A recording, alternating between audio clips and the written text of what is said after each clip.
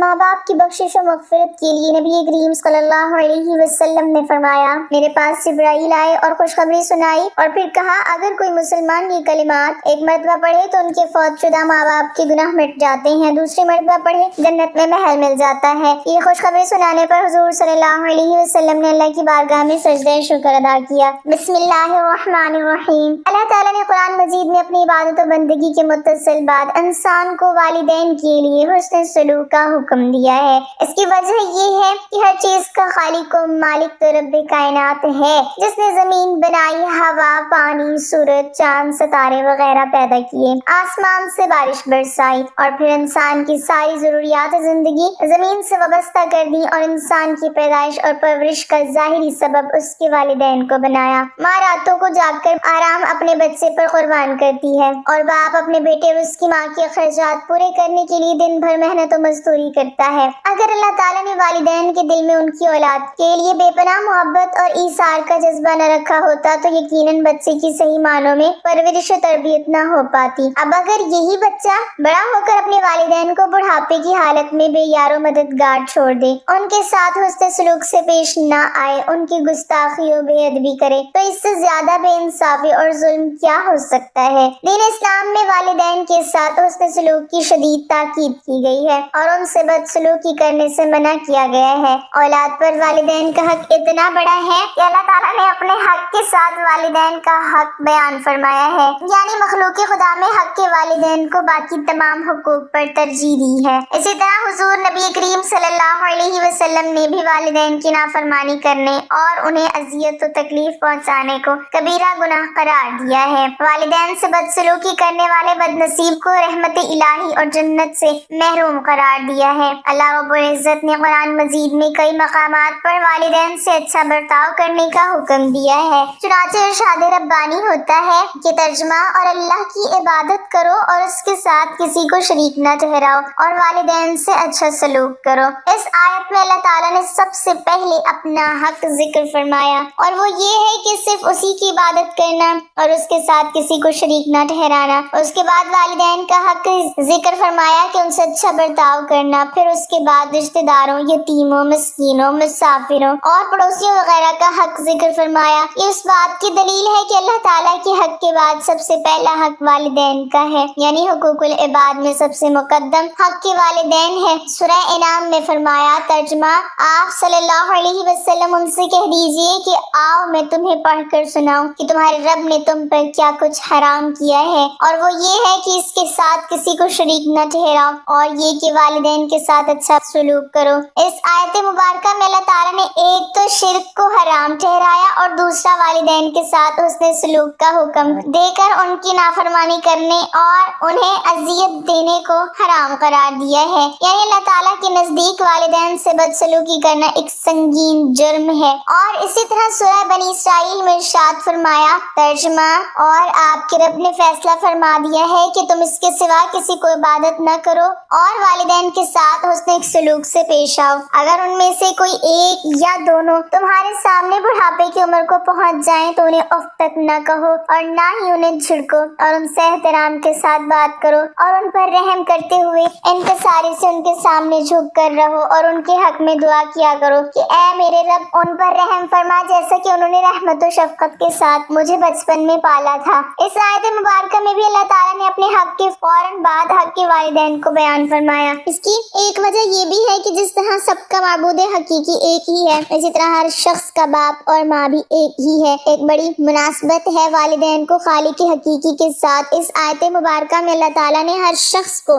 والدین کے ساتھ حسن سلوک کا حکم دیتے ہوئے 5 باتوں کو لازم قرار دیا ہے۔ پہلی بات یہ کہ تم نے انہیں اف تک نہیں کہنا۔ اف سے مراد ہر تکلیف دہ اور ناگوار قول و فعل ہے جس والدین کو ذہنی یا روحانی اذیت پہنچے، لہٰذا اولاد پر لازم ہے کہ والدین سے نرمی اور اچھے انداز میں بات کرے، یعنی والدین کی کوئی بات ناگوار بھی گزرے تو اولاد ناگواری کا اظہار کرتے ہوئے اف تک نہ کہے۔ دوسری بات یہ ہے کہ تم نے انہیں جھڑکنا بھی نہیں، یہ اس لیے کہ والدین کا مزاج بڑھاپے کی وجہ سے عام طور پر چڑچڑا سا ہو جاتا ہے۔ اگر اولاد کو والدین کی کسی بات پر غصہ بھی آئے تو برداشت کریں، انہیں نہ جھڑکے اور نہ ڈانٹ ڈپٹ کریں۔ تیسری بات یہ کہ والدین سے بات کرو تو ادب و احترام کو ملحوظ خاطر رکھتے ہوئے بات کرو۔ چوتھی بات، والدین پر رحم و ترس کرتے ہوئے ان کے سامنے عاجزی و انکساری کے ساتھ جھک کر رہو۔ بعض حضرات کا کہنا ہے کہ جس طرح ایک چڑیا اپنے چوزوں کو اپنے پروں سے ڈھانپ لیتی ہے اور ہر طرح سے ان کی حفاظت کرتی ہے، اسی طرح جب اولاد جوان ہو جائے اور والدین بوڑھے ہو جائیں تو اولاد ہر دم ان کی حفاظت کرے، ان کے سامنے نہایت عاجزی و انکساری کے ساتھ رہے۔ پانچویں بات یہ کہ ان سے اچھے برتاؤ کے ساتھ ساتھ ان کے لیے دعا بھی کرتے رہو کہ اے میرے رب ان پر رحم فرما، جیسا کہ انہوں نے محبت و شفقت کے ساتھ بچپن میں میری پرورش کی۔ والدین اگرچہ غیر مسلم بھی ہوں تو ان کے ساتھ اچھا برتاؤ کرنے کا حکم دیا ہے۔ چنانچہ ارشاد ربانی ہوتا ہے کہ ترجمہ، ہم نے انسان کو اس کے ماں باپ کے متعلق اچھے سلوک کی نصیحت کی ہے۔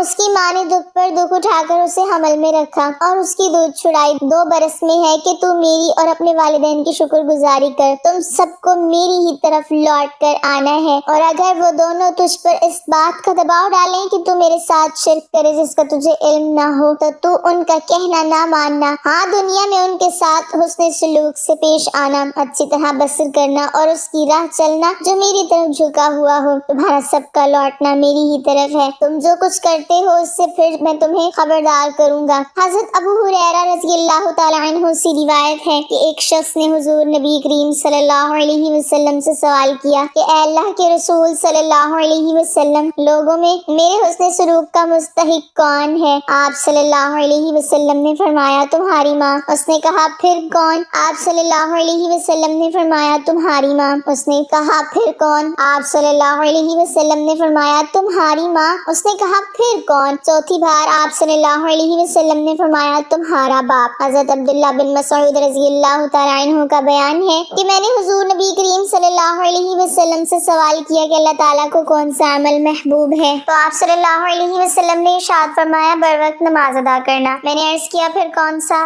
آپ صلی اللہ علیہ وسلم نے ارشاد فرمایا والدین سے نیکی کرنا۔ میں نے عرض کیا پھر کون سا؟ آپ صلی اللہ علیہ وسلم نے ارشاد فرمایا اللہ تعالیٰ کی راہ میں جہاد کرنا۔ حضرت عبداللہ بن عمر رضی اللہ تعالیٰ عنہ سے روایت ہے کہ ایک شخص آپ صلی اللہ علیہ وسلم کی خدمت میں حاضر ہوا اور آپ صلی اللہ علیہ وسلم سے جہاد کے لیے اجازت طلب کی تو آپ صلی اللہ علیہ وسلم نے فرمایا کیا تمہارے والدین زندہ ہیں؟ اس شخص نے عرض کیا جی ہاں، تو آپ صلی اللہ علیہ وسلم نے فرمایا پھر انہیں کی خدمت کر کے جہاد کر۔ دوسری روایت میں حضرت عبداللہ بن عمر رضی اللہ تعالیٰ عنہ بیان فرماتے ہیں کہ ایک شخص حضور نبی کریم صلی اللہ علیہ وسلم کی خدمت میں حاضر ہوا اور اس نے عرض کیا میں ہجرت اور جہاد پر آپ صلی اللہ علیہ وسلم کی بیعت کرتا ہوں اور میں اس پر صرف اللہ تعالیٰ سے اجر کا طلبگار ہوں۔ آپ صلی اللہ علیہ وسلم نے فرمایا کہ تمہارے ماں باپ میں سے کوئی موجود ہے؟ اس نے عرض کیا جی ہاں، دونوں زندہ ہیں۔ آپ صلی اللہ علیہ وسلم نے ارشاد فرمایا کہ تم اللہ تعالیٰ سے اجر کے طالب ہو؟ اس نے عرض کیا جی ہاں۔ آپ صلی اللہ علیہ وسلم نے فرمایا اپنے ماں باپ کے پاس واپس چلے جاؤ اور ان کے ساتھ اچھا برتاؤ کرو۔ حضرت معاویہ بن جہمہ رضی اللہ تعالیٰ عنہما کا بیان ہے کہ حضرت جہمہ رضی اللہ تعالیٰ عنہ حضور نبی کریم صلی اللہ علیہ وسلم کے پاس آئے اور عرض کرنے لگے یا رسول اللہ صلی اللہ علیہ وسلم، میں جہاد کرنا چاہتا ہوں اور آپ صلی اللہ علیہ وسلم سے مشورہ لینے آیا ہوں۔ آپ صلی اللہ علیہ وسلم نے فرمایا کیا تمہاری ماں زندہ ہے؟ انہوں نے کہا جی ہاں، تو آپ صلی اللہ علیہ وسلم نے فرمایا ماں کی خدمت میں لگے رہو کیونکہ جنت اس کے قدموں کے پاس ہے۔ اور دوسری روایت میں ہے کہ آپ صلی اللہ علیہ وسلم نے حضرت جہمہ رضی اللہ تعالیٰ عنہ سے پوچھا کہ کیا تمہارے والدین زندہ ہیں؟ انہوں نے عرض کیا جی ہاں، تو آپ صلی اللہ علیہ وسلم نے فرمایا جاؤ انہی کی خدمت میں لگے رہو کیونکہ جنت ان کے قدموں کے نیچے ہے۔ مرنے کے بعد صرف 3 چیزیں فائدہ پہنچاتی ہیں: صدقہ جاریہ، پھیلایا ہوا علم اور صالح اولاد کی دعائیں مغفرت۔ اے پروردگار میری مغفرت فرما اور میرے والدین کی اور سب ایمان والوں کو اس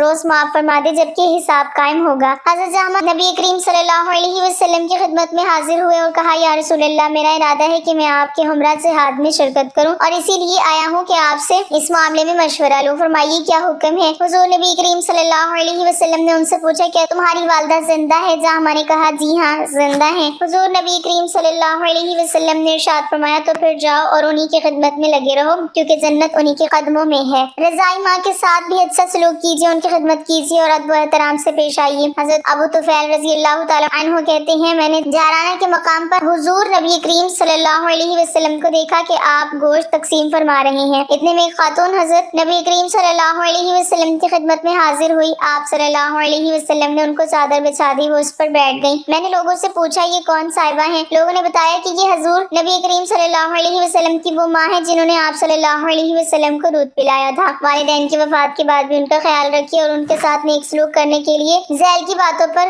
کاربند رہیے۔ ماں باپ کے لیے मग़फ़िरत की दुआएं बराबर करते रहिए। कुरान पाक ने मोमिनों को ये दुआ सिखाई है, रब्बना इग़फ़िरली व लिवालिदैया व लिलमुअमिनीना यौम यक़ूमुल हिसाब। परवरदिगार मेरी मग़फ़िरत फरमा और मेरे वालिदैन की और सब ईमान वालों की इस रोज माफ फरमा दे जबकि हिसाब कायम होगा। हज़रत अबू हुरैरा रज़ियल्लाहु तआला अन्हु का बयान है कि मरने के बाद जब मैयत के दर्जात बुलंद होते हैं तो वो हैरत से पूछता है, ये क्यों कर हुआ? खुदा की जानिब से इसको बताया जाता है कि तुम्हारी औलाद तुम्हारे लिए मग़फ़िरत की दुआ करती रही और खुदा ने उसको कबूल फरमा लिया। हज़रत अबू हुरैरा रज़ियल्लाहु तआला अन्हु का बयान है कि हुज़ूर नबी करीम सल्लल्लाहु अलैहि वसल्लम ने फरमाया, जब कोई आदमी मर जाता है तो उसके अमल की मोहलत खत्म हो जाती है। सिर्फ 3 चीजें ऐसी हैं जो मरने के बाद भी फायदा पहुंचाती रहती हैं। एक सदका जारिया, दूसरे उसका फैलाया हुआ वो इल्म जिससे लोग फायदा उठाएं, तीसरे वो साले औलाद जो उसके लिए दुआएं मग़फ़िरत करती रहे। वालिदैन के किए हुए अहद व पैमान और वसीयत को पूरा कीजिए। माँ बाप ने अपनी जिंदगी में बहुत से लोगों से कुछ वादे किए होंगे, अपने खुदा से कुछ अहद किया होगा, कोई नजर मानी होगी, किसी को कुछ माल देने का वादा किया होगा, उनके जिम्मे किसी का कर्ज रह गया होगा और अदा करने का मौका ना पा सके होंगे, मरते वक्त कुछ वसीयतें की होंगी। आप अपने इम्कान भर उन सारे कामों को पूरा कीजिए। हज़रत अब्दुल्लाह बिन अब्बास रज़ियल्लाहु तआला अन्हु का बयान है कि हज़रत साद बिन उबादा रज़ियल्लाहु तआला अन्हु ने हुज़ूर नबी करीम सल्लल्लाहु अलैहि वसल्लम से अर्ज किया, या रसूलल्लाह सल्लल्लाहु अलैहि वसल्लम, मेरी वालिदा ने नजर मानी थी लेकिन वो नजर पूरी करने से पहले ही वफात पा गई, क्या मैं उनकी तरफ से ये नजर पूरी कर सकता हूँ? हुज़ूर नबी करीम सल्लल्लाहु अलैहि वसल्लम ने इरशाद फरमाया, क्यों नहीं, तुम जरूर उनकी तरफ से नजर पूरी कर दो। बाप के दोस्तों और माँ की सहेलियों के साथ भी उससे सलूक करते रहिए, उनका एहतराम कीजिए, उनको अपने मशवरों में अपने बुजुर्गों की तरह शरीक रखिए, उनकी राय और मशवरों की ताज़ीम कीजिए।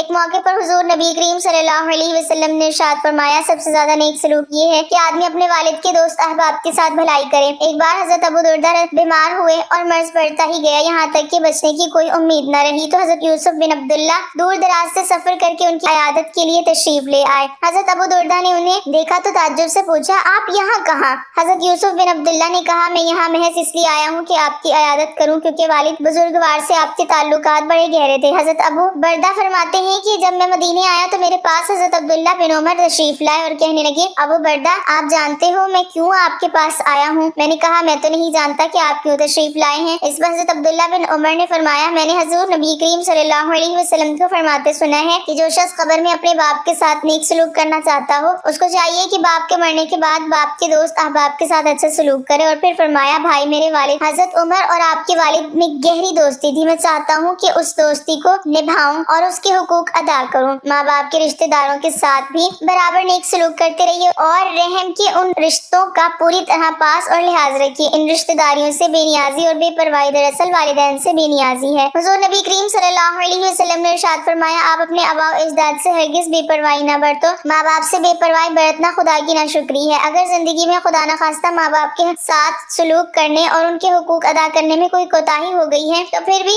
खुदा की रहमत से मायूस ना हो, मरने के बाद उनके हक में बराबर खुदा से दुआएं मग़फ़िरत करते रहिए। तवक्को है कि खुदा दरगुजर फरमाएगा और शुमार अपने साले बंदों में फरमा देगा। हजरत अंस का बयान है कि हजरत नबी करीम सल्लल्लाहु अलैहि वसल्लम ने इरशाद फरमाया, अगर कोई बंदा खुदा जिंदगी में माँ बाप का नाफरमान रहा और वालिदैन में से किसी एक का या दोनों का इसी हाल में इंतकाल हो गया तो अब उसको चाहिए कि वो अपने वालिदैन के लिए बराबर दुआ करता रहे और खुदा से उनकी बख्शिश की दरख्वास्त करता रहे, यहाँ तक कि खुदा उसको अपनी रहमत से नेक लोगों में लिख दे। हजरत अस्मा फरमाती हैं कि हुज़ूर नबी करीम सल्लल्लाहु अलैहि वसल्लम के अहद मुबारक में मेरे पास मेरी वालिदा आई और उस वक्त वो मुशरिका थी। मैंने हुज़ूर नबी करीम सल्लल्लाहु अलैहि वसल्लम से अर्ज किया कि मेरे पास मेरी वालिदा आई हैं और वो मुसलमान नहीं है, क्या मैं उनके साथ सलूक करूं? आप सल्लल्लाहु अलैहि वसल्लम ने फरमाया, हाँ, आप अपनी माँ के साथ सिला रहमी कीजिए। माँ बाप के एहसानात को याद करके खुदा के हुजूर गिड़गिड़ाइए, इंतहाई दिलसोजी और कल्बी जज्बात के साथ उनके लिए रहम करम की दरख्वास्त कीजिए। खुदा का इरशाद है, वक़ुल रब्बिरहमहुमा कमा रब्बयानी सगीरा, और दुआ करो कि परवरदिगार उन दोनों पर रहम फरमा जिस तरह उन दोनों ने बचपन में मेरी परवरिश फरमाई थी। यानी ए परवरदिगार, बचपन की बेबसी में जिस रहमत जाफशानी और शफकत और मोहब्बत से उन्होंने मेरी परवरिश की और मेरी खातिर अपने ऐश को कुर्बान किया, परवरदिगार अब ये बुढ़ापे की कमजोरी और बेबसी में मुझसे ज्यादा खुद रहमत और शफकत के मोहताज हैं। खुदाया, मैं उनका कोई बदला नहीं दे सकता, तू ही उनकी सरपरस्ती फरमा और उनके हाल-ए-ज़ार पर रहम की नजर कर। माँ की खिदमत का खुसूसी ख्याल रखिए। माँ तबन ज्यादा कमजोर और हसास होती है और आपकी खिदमत और सलूक की निस्बतन ज्यादा जरूरतमंद भी। फिर उसके एहसानात और कुर्बानियाँ भी बाप के मुकाबले में कहीं ज्यादा हैं, इसलिए दीन ने माँ का हक ज्यादा बताया है और माँ के साथ सलूक की खुसूसी तरगीब दी है। कुरान पाक में इरशाद बारी ताला है, और हमने इंसान को माँ बाप के साथ भलाई करने की ताकीद की। उसकी माँ तकलीफ उठा उठाकर उसको पेट में लिए फिरी और तकलीफ ही से जना और पेट में उठाने और दूध पिलाने की ये तकलीफ दे मुद्दत 2.5 साल है। कुरान ने माँ बाप दोनों के साथ सलूक करने की ताकीद करते हुए खुसूसियत के साथ माँ के अहम दुख उठाने और कठिनाइयाँ झेलने का नक्शा बड़े ही असर अंगेज अंदाज में खींचा है और निहायत खूबी के साथ नफसियाती अंदाज में उस हकीकत की तरफ इशारा किया है कि जानिसार माँ बाप के मुकाबले में तुम्हारी खिदमत और सलूक के ज्यादा मुस्तहिक है। और फिर इसी हकीकत को खुदा के रसूल ने भी खोल खोल कर बयान फरमाया है। हज़रत सैयदना अब्दुर्रहमान बिन औफ रज़ी अल्लाह तआला अन्हु बयान करते हैं कि हज़रत मोहम्मद सल्लल्लाहु अलैहि वसल्लम ने इरशाद फरमाया कि हज़रत जिब्राइल अलैहिस्सलाम से मेरी मुलाकात हुई, उन्होंने मुझे खुशखबरी सुनाई, बेशक अल्लाह ताला आपसे इरशाद फरमाता है कि जो आप पर दरूद भेजेगा मैं उस पर रहमत नाजिल करूंगा और उनके अगलों पिछलों के गुनाह माफ करूंगा। जो आप पर सलाम भेजे मैं उस पर सलामती नाजिल करूंगा और उनकी औलादों की सलामती और मरते वक्त आसानियां अता करूंगा। इस पर मैंने अल्लाह ताला की बारगाह अक़दस में सजदा शुक्र अदा किया। अल्लाह ताला हमें दीन की मुकम्मल समझ नसीब फरमाए और हमारा खात्मा ईमान पर फरमाए, आमीन। नाज़रीन, कमेंट बॉक्स में अल्लाह ताला के 99 नामों में से एक नाम जरूर टाइप करें।